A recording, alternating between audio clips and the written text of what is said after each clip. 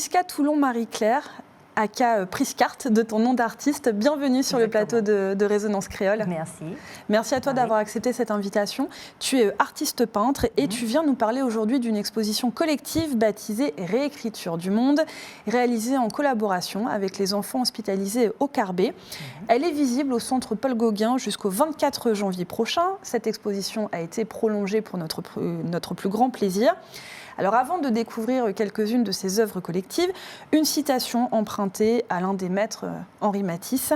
« Un ton seul n'est qu'une couleur, deux tons, c'est un accord, c'est la vie ». Très jolie phrase. Pourquoi cette idée-là en particulier pour toi? Pourquoi t'est-elle aussi chère? Alors, je suis fascinée par Matisse. Mon fils s'appelle Matisse, je lui ai donné le prénom. C'est pas la même orthographe et tout. Et en fait, Matisse, surtout à la fin de sa vie, il n'arrivait plus à peindre, à faire des grands gestes. Du coup, il a fait des découpages, il a peint avec de la couleur, et il a fait des découpages. Et je trouve ça magnifique. On a fait plein de choses avec, des fresques, des choses.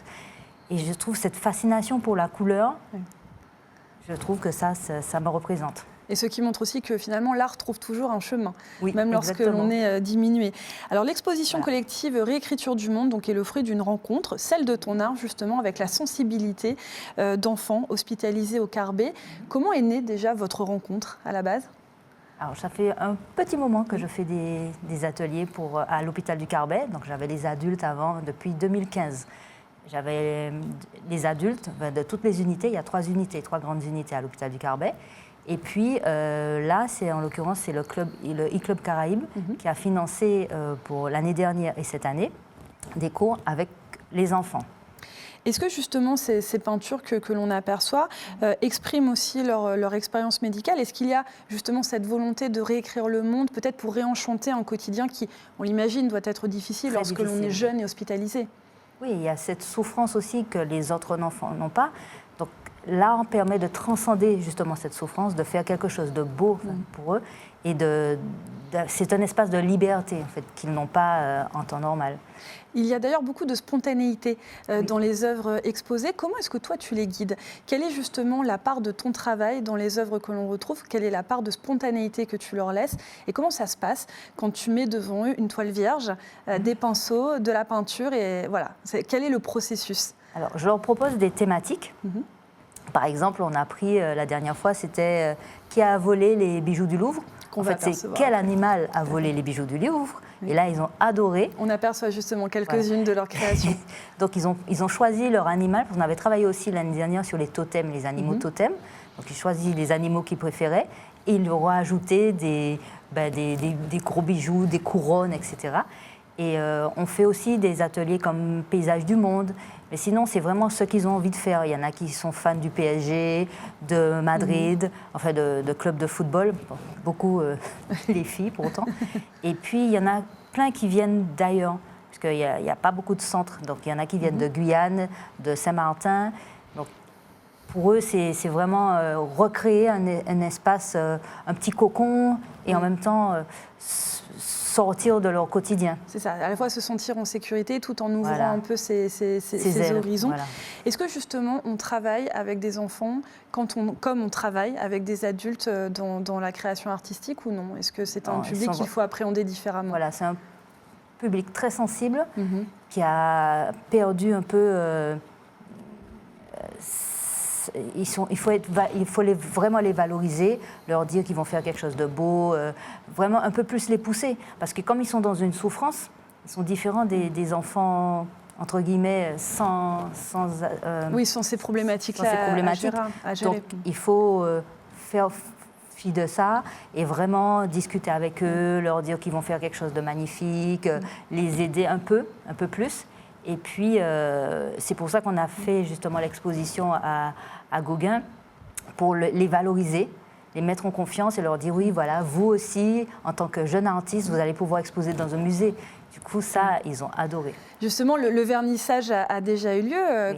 Certains enfants étaient évidemment présents. Comment ont-ils vécu ce moment? Ils étaient surpris parce que la plupart, ils ne connaissaient pas ce que c'était un vernissage. Pour eux, c'est comme on faisait là, on mettait deux toiles sur une table et puis et en fait ils ne pensaient pas qu'il y aurait eu du public, qu'il y aurait des gens, que ça serait mis en valeur, qu'on les avait un peu encadrés et tout. Donc ils ont été vraiment émus, surpris Et par exemple, ils ne connaissaient pas un peu l'art abstrait. Parce que pour eux, c'était que du figuratif. Et quand ils ont regardé mon travail et puis ils ont fait des recherches après, ben maintenant, quand je leur montre quelque chose, ils me disent oui, ça, je vois un cheval, je vois quelque chose et tout. Donc franchement, ça leur ouvre des horizons. Et puis quand je leur présente des peintres qui connaissent, ils connaissent les classiques, mais enfin même pas. La plupart S'ils du temps, connaissent les peintres martiniquais. Voilà, oui, quelques-uns. Non, il y en a même qui ne le connaissaient pas. Je leur dis, regardez, ici, lui, il fait ça, il fait des totems, il y a Christophe Merth qui fait ci. Vous avez déjà vu, si vous êtes passé à Fort-de-France, vous avez vu les fresques de Carouge, Coquille, etc. Du coup, en fait, ils éveillent leur sens à la culture. Leur ça, curiosité, c'est magnifique. leur curiosité artistique. Alors effectivement, on retrouve ta propre patte artistique à travers cette exposition collective et notamment ton travail sur la couleur. C'est aussi ça qui identifie particulièrement tes toiles. Tu dis que ce travail sur la couleur reflète ton univers intérieur ainsi que tes racines identitaires.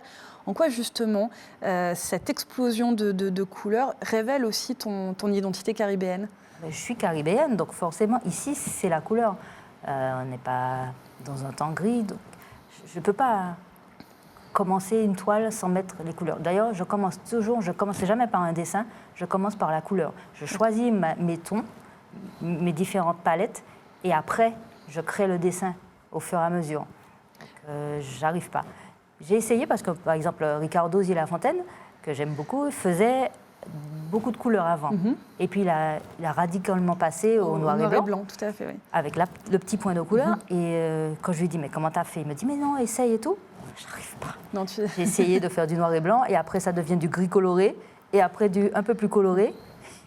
Voilà. Alors, les couleurs, mais tu as également un nom très prononcé pour l'abstrait, le pictural. Tu peins beaucoup de représentations de paysages, jamais ou très peu de personnages. Pourquoi ?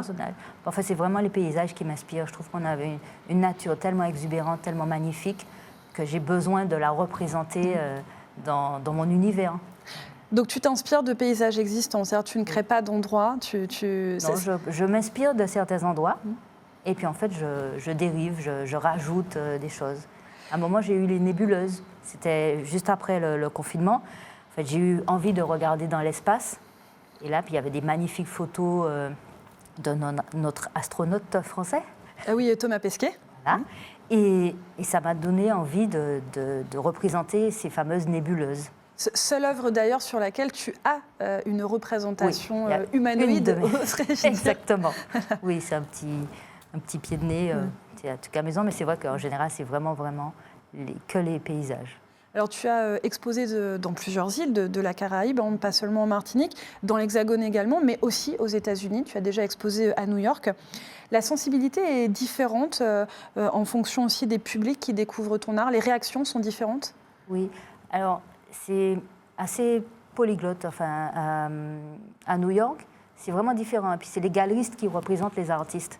C'est pas comme nous en France, on peut... Tu ne vas pas défendre ton travail sur place. Tu y vas, mais c'est juste le jour du vernissage. Après, c'est vraiment les galeristes qui vendent le travail. Et puis, c'est très business. Donc, il faut réussir à se comprendre, en l'occurrence, avec le galeriste. Oui. Non, mais là, ça, c'est pas un problème. Je parle un peu anglais, mais c'est vrai que c'est lui qui vend le travail. Le public, c'est pas comme nous, en France, quand on expose dans des galeries, on peut se représenter. New York, c'est vraiment différent. Quel est le plus beau compliment que l'on ait pu te faire au cours d'une exposition, justement, lors de tous ces échanges avec le public qui vient découvrir ton art ? Il y a des personnes qui se retrouvent dans les toiles. Et il y a aussi, le plus beau compliment, c'est quand une personne a une toile, par exemple, depuis longtemps, et que chaque fois, elle me dit que plus elle regarde la toile, plus elle découvre des choses. Ça me fait plaisir, vraiment. Alors, on pourrait dire que ta maxime, je l'ai lu sur ton site internet et notamment dans pas mal d'articles qui te sont dédiés, on pourrait dire que ta maxime, c'est libre comme l'art. Oui. Il n'y a pas de liberté sans art ? Oui, je pense que l'art, ça permet justement d'extérioriser des choses qu'on ne peut pas exprimer. Alors, la transition j'essaye de faire justement avec les enfants. Ah voilà. J'allais te dire, la transition était toute trouvée pour évoquer une autre de tes références artistiques ultimes, Pablo Picasso. Et le peintre espagnol, d'ailleurs, qui a dit un jour « Un tableau ne vit que par celui qui le regarde ». Expression bien connue. On découvre l'un de ses autoportraits. Pourquoi son travail aussi, parmi justement tous les maîtres en la matière que tu aurais pu choisir ? Parce que moi, je trouve qu'il a cessé de se réinventer. Il a toujours essayé plein de choses. Et quand il a créé le cubisme, en fait, c'est comme une espèce de 3D. En fait, il a réussi à faire sur un plan fixe, comme si on faisait du 4D, même si on peut dire maintenant. Et ça a été le premier à faire ça.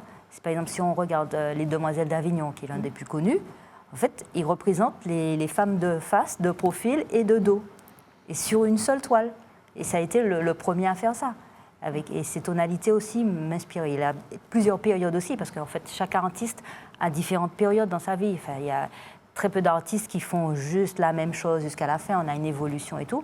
Et Picasso, il prenait avec n'importe quoi, il arrivait à créer des choses, des clous, enfin, il a fait tout, de la peinture, de la sculpture. Enfin, il était vraiment fascinant. Après, il faut séparer l'homme de l'artiste, parce qu'avec les femmes, c'était pas ça du tout.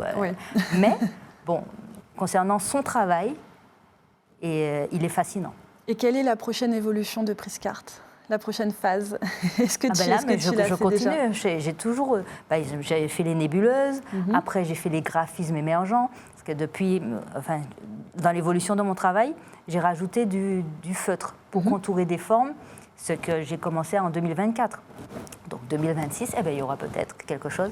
C'est des fois de l'échec naît quelque chose, où il y a une toile qui ne me plaît pas, je la mets de côté, puis je la reprends, puis je me dis « Ah, j'aurais pu faire ça ». Donc en fait, c'est une constante évolution, mon travail. Il faut laisser mûrir parfois, laisser mûrir l'idée. Et bien, en tout cas, pour découvrir justement une partie de ton travail, on le rappelle, ça se passe au centre Paul Gauguin, pour la découverte de l'exposition collective Réécriture du monde, que tu as donc imaginée avec les enfants hospitalisés au Carbet. C'est visible jusqu'au 24 janvier, les mercredis, vendredis et samedis.